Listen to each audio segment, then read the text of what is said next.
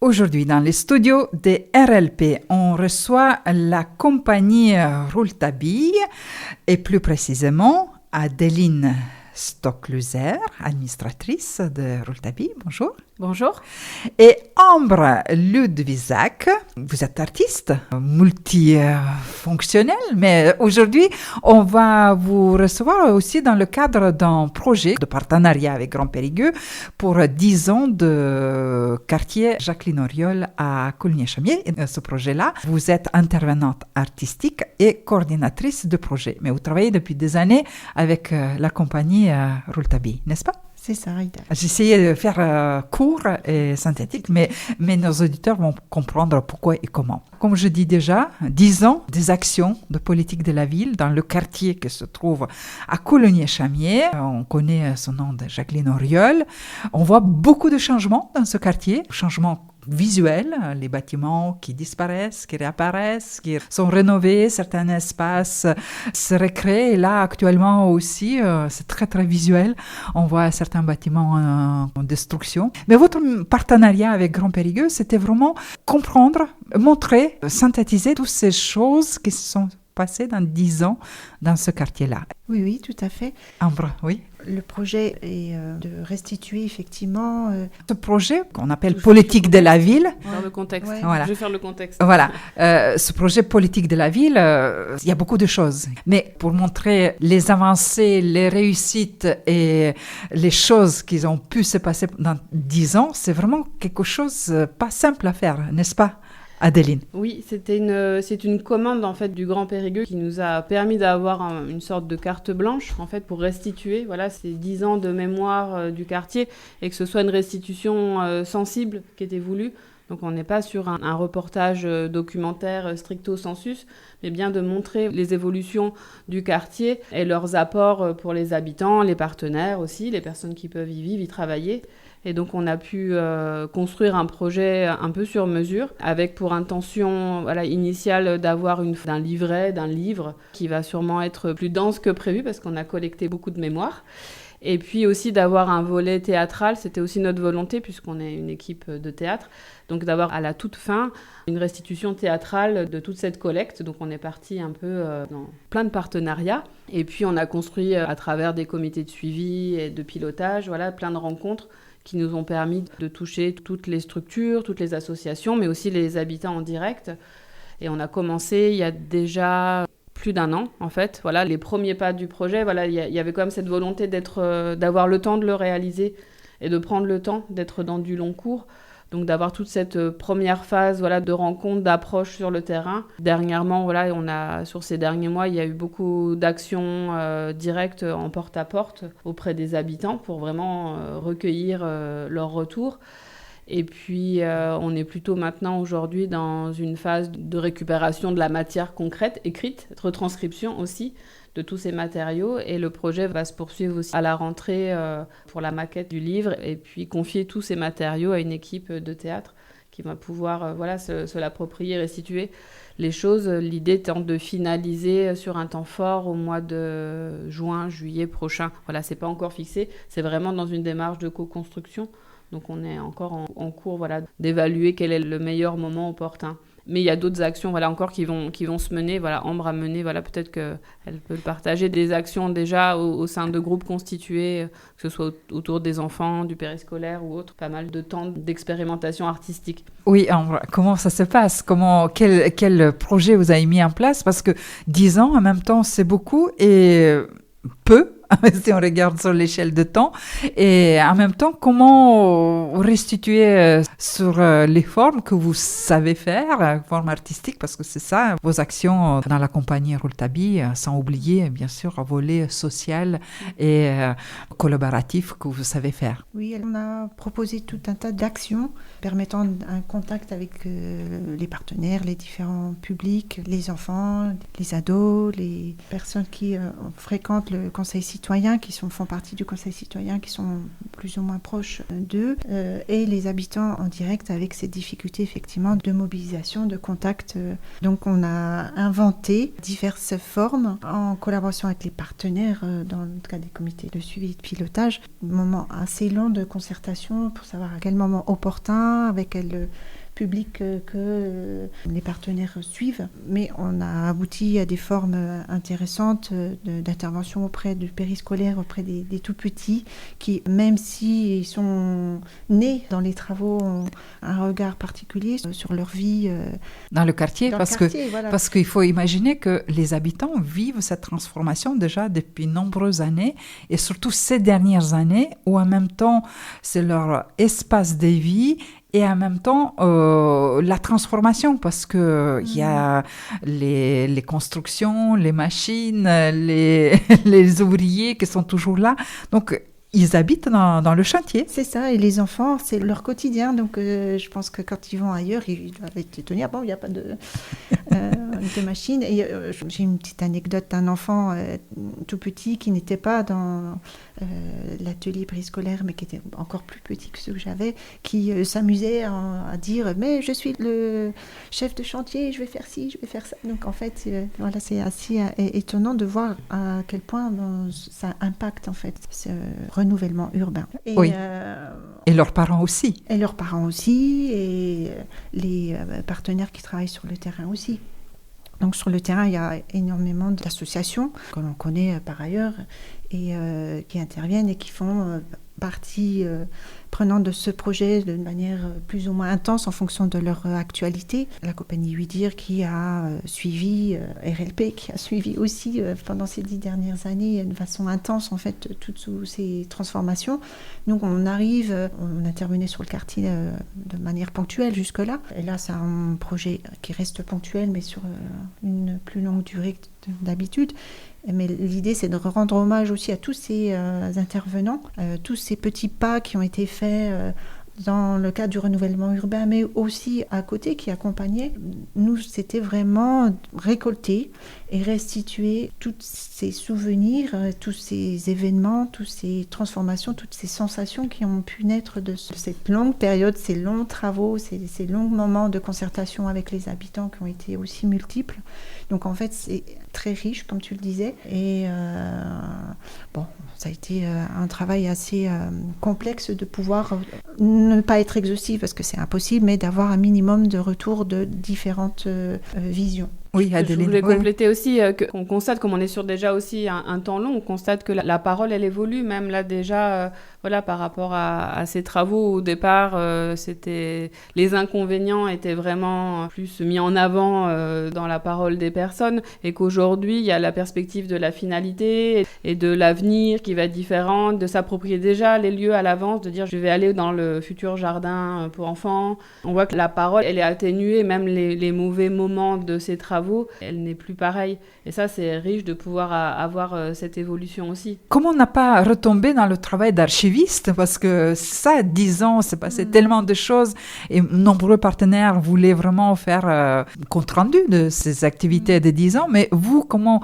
avec votre regard différent, artistique, comment vous voulez présenter cette évolution de 10 ans de quartier? Alors, il y a différents chapitres, on va dire, que l'on a ouverts, dont un, comme tu disais, Adeline, sur la mémoire évolutive, qui, même les partenaires qui auraient, en fait, des transformations.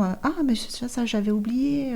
C'est vraiment très intéressant. Et, il y a eu un gros travail aussi de la part de RLP de retrouver toutes les archives, de nous les mettre à disposition, de Séverine Faure au niveau de la communication de la ville, qui a fait un travail incroyable de recherche de tous les articles de presse. Tous les articles de presse, de tous les articles qui ont été publiés, et puis d'éléments qu'elle avait aussi pris en photo, qui étaient super bien classés, mais il fallait quand même pouvoir faire du tri et nous les mettre sur un support approprié. Et elle-même disait « Ah, mais ça, je m'en souvenais plus ». J'ai eu des appels aussi d'autres partenaires du secteur qui ont dit « Ah, mais j'ai pensé à toi, il faudrait parler de ça ». Et bon, c'est vrai que ça a une masse énorme. Ouidir aussi, ne peuvent pas restituer l'ensemble de leur activité en peu de temps. Ça a été justement un des soucis pour notre soirée qui a eu lieu au mois de mai. Récemment. Focus où, effectivement, retracer 10 ans, ça paraît presque impossible. Donc voilà, tout l'enjeu est de tirer des petits chapitres sur la base des entretiens que nous avons eus avec des habitants et les partenaires, de retirer des phrases in extenso, même si c'est sorti du contexte, parce qu'on ne peut pas tout retranscrire, mais des phrases importantes qui relatent les difficultés, les espoirs, les doutes, mais aussi le plaisir aujourd'hui de voir les choses enfin se mettre en place, alors même que certains avaient vraiment des doutes. Donc ça, c'est aussi, donc il y aura un volet sur très nature, parce que beaucoup de personnes ont relaté leur plaisir d'être dans un environnement vert, mais rendu inaccessible, mais la perspective du parc qui va réouvrir. Donc là, il y a eu beaucoup de commentaires de ce type-là, sur la réorganisation des déplacements, tout ce qui va être transformation visible, comme tu disais aussi, et l'apport que ça fait aussi au niveau partenarial. Voilà, je ne vais pas dévoiler plus en avant les propositions qu'on va faire au comité de suivi et qui seront peut-être transformées, parce que le travail partenarial permet de prendre du recul et puis d'avancer dans la réflexion. On est en pleine digestion de tous ces éléments factuels, ces témoignages effectivement qui, en fonction des saisons, ont évolué. Si on a recroisé des personnes qui avaient des paroles plus atténuées grâce au printemps, à l'évolution du parc. Donc c'est intéressant de constater tout ça, et le fait de ne pas être en permanence sur le secteur puisqu'on est voisins, ça nous permet aussi de constater des choses intéressantes à relater. Et ce quartier a vécu une évolution vraiment rapide dans cet espace de 10 ans et certains habitants sont partis parce qu'ils ne pouvaient pas attendre le changement de leur lieu de vie. Certains sont restés, et ceux qui sont restés, apparemment, ils sont vraiment très contents et fiers de leur quartier. Pour la plupart, oui. Après, il y a toujours des personnes qui, pour des raisons personnelles ou autres, ont des désagréments ou des défaillances à l'intérieur de leur habitat, mais qui sont en dehors de cette rénovation urbaine qui concerne autre chose. Mais parfois, il y a des mélanges. Mais globalement, que ce soit les enfants qui voient des perspectives, que les anciens qui se retrouvent dans des conditions plus confortables, une vision du quartier aussi. Il y a aussi tout un volet de témoignages sur l'image du quartier qui évolue. Globalement, en tout cas, ce qu'on constate, c'est une très belle évolution physique et plutôt psychologique du quartier. Ouais. Même s'il y a eu de longues périodes de travaux, une pénibilité vraiment avérée et reconnue par tous, mais avec les efforts qui ont pu être faits pour améliorer les choses. Mais voilà, on ne peut pas échapper, j'imagine, même s'il y avait eu des efforts supplémentaires, mais de quelle part, ça reste aussi mystérieux dans les désirs et les constats. Qu'est-ce que vous avez remarqué dans ce quartier que vous avez peut-être surpris, ou qu'est-ce que vous voudriez partager? Parce que vous avez eu quand même un regard un petit peu d'extérieur, plus ou moins objectif. Alors, il y a eu des questionnaires qui ont été réalisés, avec notamment l'aide d'un étudiant qui a été très facilitateur dans la récolte de ces témoignages. Et parmi les différents lieux où on a fait du témoignage, donc en porte-à-porte, lors d'événements, de fêtes, il y avait une petite question, un mot pour Chamiers. Et là, on a été bluffés de constater l'amour que les personnes pouvaient avoir pour leur quartier. Et ça a été très étonnant aussi pour ce jeune qui connaissait un peu, mais pas profondément le quartier. Il était très étonné de constater que les personnes, malgré les travaux, malgré effectivement parfois des difficultés, poubelles ou autres, voilà ce qu'on peut constater, avaient un discours positif et ne voulaient pas quitter le quartier, ou des étudiants qui, par nécessité, devaient choisir une autre destination, mais avec le désir de revenir là. Et parmi certaines confidences aussi d'acteurs, il y a ce constat aussi d'étonnement, alors qu'on pourrait penser qu'un quartier pourrait être un tremplin vers autre chose, mais non, il y a un attachement et on reste. Oui, parce que la situation géographique est préférentielle, c'est pas loin de grands centres de ville de Périgueux, c'est un quartier avec grand axe, malgré qu'il est mis un petit peu de côté, mais tout ça a été un petit peu revu et refait selon la consultation aussi des habitants pour améliorer leur vie au quotidien avec les actions culturelles. C'est vrai qu'il y a, parmi tous les acteurs qui agissent sur le quartier, peu sont disponibles parce qu'il y a tellement à faire. Donc, il y a une vraie richesse, en fait. C'est ça, un des témoignages, c'est que notamment... Moi, ce qui m'a marqué, c'est les retours de la jeunesse, en fait, qui n'avait pas une image négative, même du quartier avant, et qui s'y sent bien, et qui témoignent vraiment de vouloir revenir après leurs études. Et c'est assez étonnant. C'est pas un seul, mais il y a plusieurs témoignages dans ce sens, de jeunes ados ou jeunes hommes, jeunes femmes en passe de partir, qui sont quand même très attachés à leur quartier avec une image positive, ou d'autres qui sont de l'extérieur aussi et qui ont vraiment une image positive. L'arrivée du silo, la construction du silo aussi donne un souffle aussi, voilà, et l'envie aussi de venir pratiquer des activités. Mais même au-delà, il y a vraiment une richesse de propositions pour la jeunesse qui est relevée, où il y avait des choses à faire dans le quart tout le temps, en fait. Donc ça apporte plusieurs valeurs et leur cadre de vie aussi change. Population, une partie aussi. On peut dire qu'il y a une très grande diversité aussi des personnes qui vivent dans ce quartier. Et il faut peut-être rappeler aussi l'histoire parce que c'était créé. Les personnes qui ont travaillé dans les ateliers SNCF qui au début étaient logées là. Et peut-être il ne reste pas beaucoup. Il en reste. Il reste quelques-uns. Grande mémoire. On peut penser à Serge qui détient toute cette mémoire, mais il n'est pas le seul. Ils sont restés avec l'appréciation de cette diversité aussi, avec effectivement aussi des étonnements de comportement, mais voilà, la vie collective est bien réelle. Qu'est-ce que ça va donner, tout ce travail en profondeur avec les ateliers, avec les rencontres, avec restitution? Comment vous imaginez le résultat de ce partenariat, de cette mission, de comment refléter 10 ans de changement de quartier Jacqueline Auriol? Les partenaires qui tournent autour de ce projet ont envie de faire une grande fête.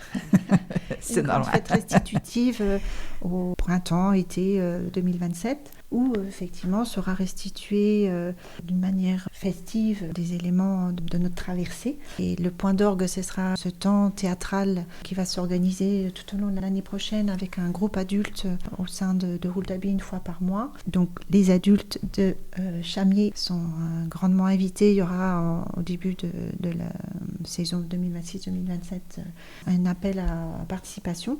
On a déjà des personnes du quartier qui participent à ce groupe adulte.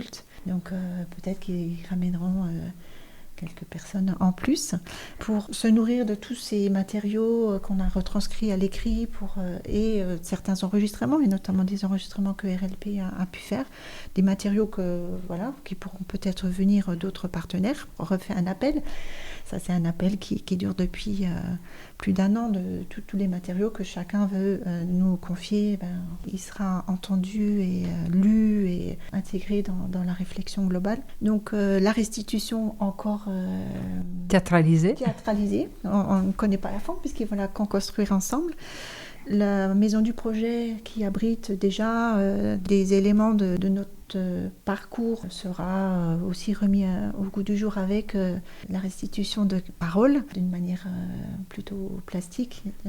Voilà, ça va se faire courant septembre, donc n'hésitez pas à aller rendre visite à Laura pour voir un petit peu l'évolution. Jusque-là, c'était plus des éléments d'information qui ont pu être rassemblés, que ce soit la presse ou les éléments qui ont été mis dans les boîtes aux lettres ou des documents qui étaient portés au vu et au su du public, qui étaient rassemblés dans cet espace.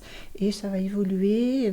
Il va y avoir aussi une proposition au comité de suivi justement de ces chapitrages, de ce livret final qui va être sur les murs. Comme ça aussi, les habitants peuvent venir voir ce qui se trame et si ça correspond à ce que eux ont bien voulu confier comme parole, où j'ai généré de nouvelles paroles, de nouvelles interrogations. En fait, le parti pris, ça a été ça, dès le début, d'être non directif et puis d'être ouvert à les interactions que ça pouvait générer. On va continuer sur cette ligne jusqu'au bout, même si ce n'est pas une ligne facile à comprendre, aussi bien par les habitants que par les partenaires. C'est vraiment essayer d'être le plus ouvert possible et le plus dans l'interaction possible. En attendant cette restitution théâtralisée, s'il y a les actions, les événements, les ateliers qui vont se mettre en place, nos studios sont toujours ouverts pour informer, pour faire appel aux participants. Sinon, Adeline, vous voulez ajouter encore des choses? Juste une petite chose, dans la restitution finale, il y a bien le livret qui va être, qui est quand même le cœur, qui va représenter une centaine de pages, il va être quand même assez dense, et l'idée c'est de le remettre au public à cet événement pour aussi les mobiliser, et tous les habitants devraient pouvoir en bénéficier d'un exemplaire, et qu'il y a d'autres actions qui vont se mettre en place dès la rentrée, notamment avec l'école. Voilà, ça va se concentrer sur l'école avec un projet dédié sur certaines classes. Donc il y a un certain nombre d'actions où il y aura des productions plastiques, et les illustrations de ces productions seront présentes à la fois dans l'exposition finale à la Maison du Projet, mais aussi de manière visuelle comme élément graphique dans le livret. Et toutes les précédentes productions aussi réalisées au cours des ateliers de cette année.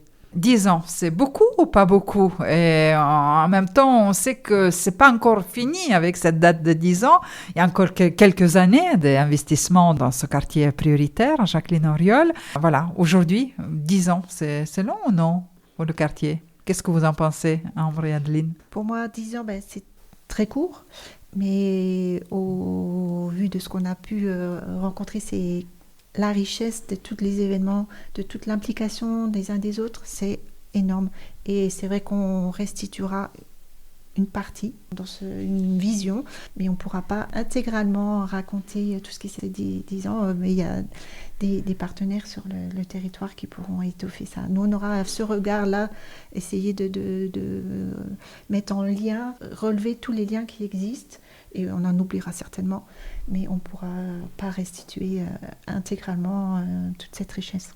Oui, c'est complémentaire, c'est court, 10 ans. On les a traversés, ces 10 ans aussi, avec d'autres projets. Mais à la fois, c'est foisonnant, donc ça sera vraiment comme une photographie de ce qu'on a pu percevoir, et pour lequel on met beaucoup d'engagement à le faire vraiment du mieux possible, même si ça ne sera pas exhaustif, d'être au plus juste de ce qu'on a pu ressentir. Et on peut vraiment remarquer que tous ces changements sont faits avec concertation avec les habitants qui sont sur place.